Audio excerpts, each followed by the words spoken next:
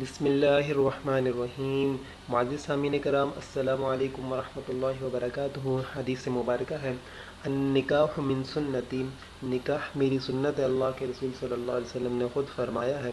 اور میرے عزیز دوستو، شادی کے لیے بیٹا ہو یا بیٹی ہو اس سے پوچھنا یہ اللہ کے رسول کی سنت ہے۔ اللہ کے رسول نے اپنی پیاری بیٹی حضرت فاطمہ رضی اللہ تعالیٰ عنہ کا جب نکاح کرنا چاہا تو اللہ کے رسول نے ان سے پوچھا کہ میں تمہاری شادی حضرت علی یعنی علی سے کرنا چاہتا ہوں رضی اللہ عنہ سے، تمہیں قبول ہے؟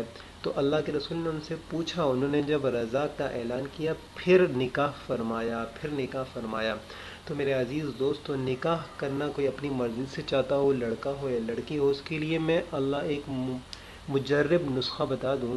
وہ نسخہ یہ ہے کہ میرے عزیز دوستو، کوئی بھی لڑکا ہو یا لڑکی ہو، وہ رشتہ کہیں کرنا چاہتا ہو، گھر والے نہ مانتے ہوں، تو وہ کرے کیا کہ اس کے لیے ضروری ہے کہ ہر نماز فجر کے بعد باوضو حالت میں قبلہ رو ہو کر بیٹھ کر کسی سے کوئی بات یعنی کلام نہ کرے، اور 125 مرتبہ سورہ فاتحہ پڑھ کر اللہ تعالیٰ سے اپنے مقصد کے حصول کے لیے دعا مانگے۔ اللہ سے دعا مانگنی ہے، 125 مرتبہ سورہ فاتحہ پڑھنی ہے، الحمدللہ رب العالمین، سورہ فاتحہ پوری پڑھنی ہے 125 مرتبہ، اور اپنے مقصد کے لیے اللہ سے مانگنا ہے، انشاءاللہ تعالیٰ بارگاہ الہی میں اللہ دعا قبول ضرور فرمائیں گے۔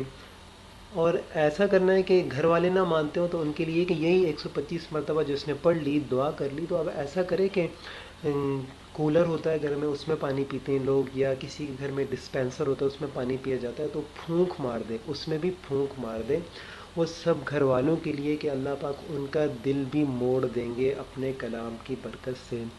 تو یہ ایک چھوٹا سا وظیفہ ہے، بزرگوں کا آزمایا ہوا ہے، اللہ کے کلام میں حقیقت میں بڑی برکت ہے، تو امید کرتا ہوں آپ کو پسند آیا ہوگا۔ دیکھنے کا بہت بہت شکریہ، جزاکم اللہ، السلام علیکم ورحمۃ اللہ۔